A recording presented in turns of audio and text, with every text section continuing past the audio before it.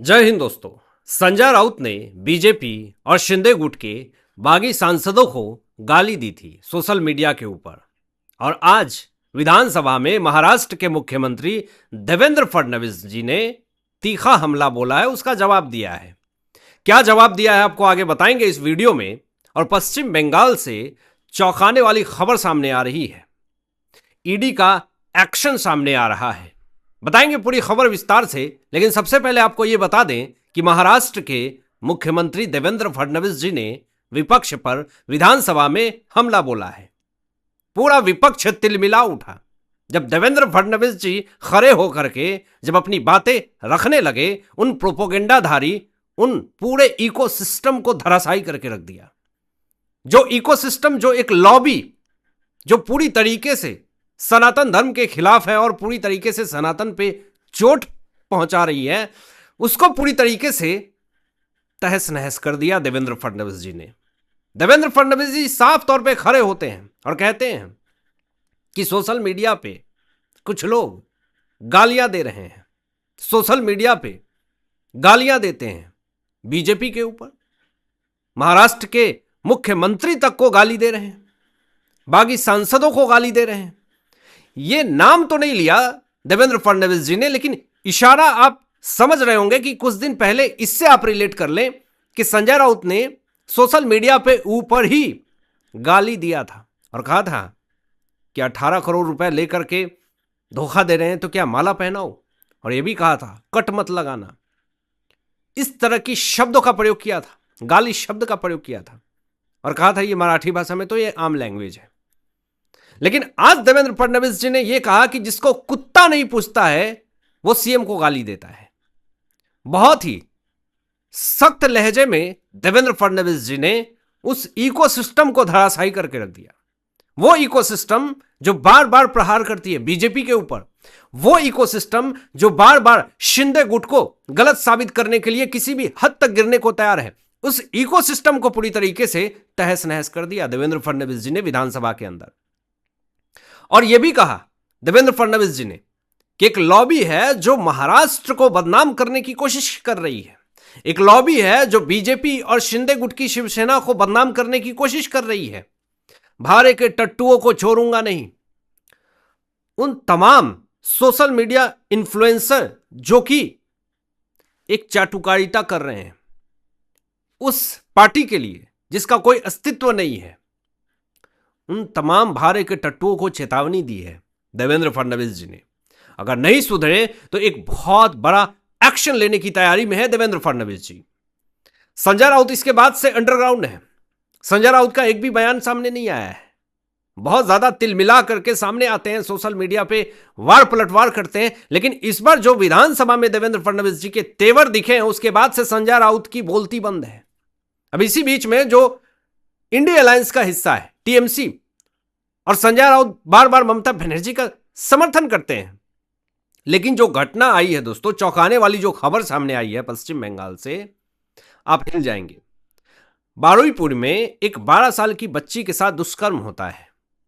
इस मामले में एक बड़ी कार्रवाई हुई है। पश्चिम बंगाल में बीजेपी की सरकार है, टीएमसी की सरकार नहीं है, और लोग एक्सपेक्ट करते हैं कि बीजेपी की सरकार है पश्चिम बंगाल के अंदर, तो जो दुष्कर्मी है, जिसने गलत किया है, यह जायज है, उसके साथ ऐसा ही होना चाहिए।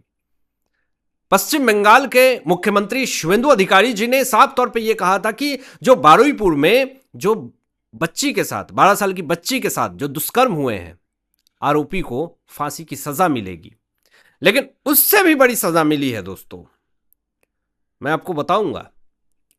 लेकिन सबसे बड़ा सवाल यह है कि अगर पश्चिम बंगाल के अंदर ऐसी घटना क्या पहले नहीं हुई थी? ऐसे मासूम बच्चियों के साथ गलत नहीं हुए थे? लोगों का सीधा माइंड आ जाता है आरजीकर केस वाला मुद्दा।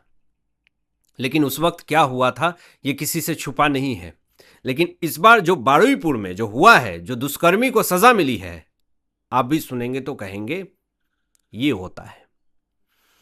इंटरनेट के ऊपर समर्थन मिल रहा है, जिस तरीके की बातें सामने आई है। लेकिन बारुईपुर में जो दुष्कर्म हुआ, इस मामले में टीएमसी की तरफ से एक रैली निकाली गई। ममता बनर्जी ने यह कहा कि बहुत ही शांतिपूर्वक विरोध प्रदर्शन करेंगे।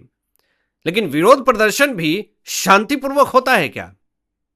रैली निकल गई और हंगामा इतना ज्यादा हुआ, टीएमसी के कार्यकर्ताओं की तरफ से अफरा तफरी, मारपीट, भीड़, धक्का मुक्की सब होने लगी।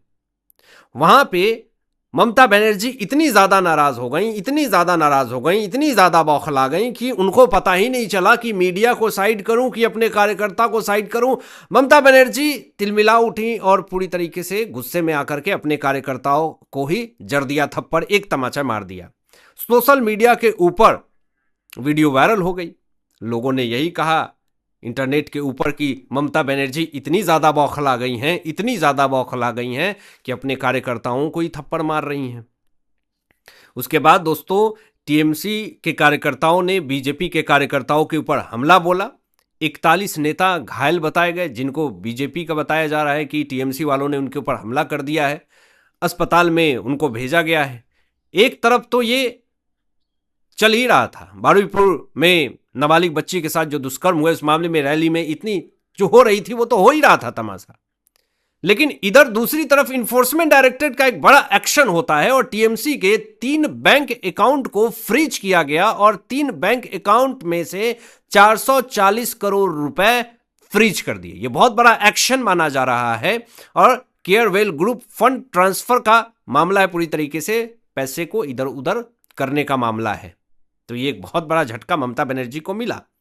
अब यहां पे दोस्तों सबसे बड़ी बात और चौंकाने वाली बात यह है कि पश्चिम बंगाल के अंदर जो बारुईपुर में जो 12 साल की बच्ची के साथ जो दुष्कर्म हुए, उस मामले में जो एक्शन हुआ है, इससे कहीं ना कहीं शुवेंदु सरकार की इंटरनेट के ऊपर तारीफ हो रही है। लोग तरह तरह के दावे कर रहे हैं, शुवेंदु अधिकारी जी को कह रहे हैं कि बीजेपी की सरकार है तो इतना तो एक्सपेक्ट कर ही सकते हैं। दोस्तों जब ये खबरें सामने आई कि बारुईपुर में एक बच्ची के साथ दुष्कर्म कर दिया जाता है तो लोगों के रूह कांप जाते हैं। लोगों ने ये मांग करना शुरू कर दिया कि शुवेंदु अधिकारी जी, अब पश्चिम बंगाल में टीएमसी की सरकार नहीं है, बीजेपी की सरकार है, एग्जाम्पल सेट कीजिए। इंटरनेट के ऊपर तरह तरह के दावे करने शुरू हो गए, मांग करने शुरू कर गए। अब यहां पर दोस्तों जो आरोपी प्रभास मंडल है उसको पुलिस ने इनकाउंटर में ढेर कर दिया। जो आरोपी है उसकी मौत हो गई है। हालांकि पुलिस अपने बचाव में, डिफेंस में गोली चलाई, लेकिन बताया जा रहा है कि जो आरोपी प्रभास मंडल है वो पुलिस के इनकाउंटर में मारा गया, उसकी मौत हो गई। अब मां का बयान आया है कि अब जिसने जन्म दिया उसको ये खबर पता चलेगा तो कलेजा कांपेगा। लेकिन फिर भी उस मां ने यह कहा कि अगर बेटे ने गलत किया है तो शव नहीं चाहिए, ले जाओ। उसने गलत किया है, शव तक नहीं लिया मां ने, और अपराध की निंदा करी और कहा कि कर्मों की सजा मिली है। पुलिस को जो सही लगे, जो आप समझे सही, वही कीजिए। और मां जो है अस्पताल तक देखने नहीं गई प्रभास मंडल को, आरोपी को, जिसने दुष्कर्म किया बच्ची के साथ, और कहा उस मां ने कि पति बीमार है इसलिए मैं कहीं नहीं जाऊंगी। ये स्थिति है। लेकिन जो दुष्कर्म किया, जिस तरीके का पाप किया, ऐसे आरोपी को अगर खुली छूट मिलेगी तो ऐसे आरोपी दुष्कर्मियों को पंख लगेगा। ऐसे दुष्कर्मियों के पंख को काट देना ही सबसे अच्छा कार्य है। इंटरनेट के ऊपर जो दावा किए जा रहे हैं, तरह तरह के दावे किए जा रहे हैं और कहीं ना कहीं बीजेपी की सरकार की तारीफ हो रही है। हालांकि आपकी क्या सोच है, इन तमाम विषयों पे अपनी विचार व्यक्त कीजिएगा। मिलते हैं लेटेस्ट ब्रेकिंग एनालिसिस के बाद, तब तक अपना ध्यान रखें, ख्याल रखें। सत्यमेव जयते। जय हिंद।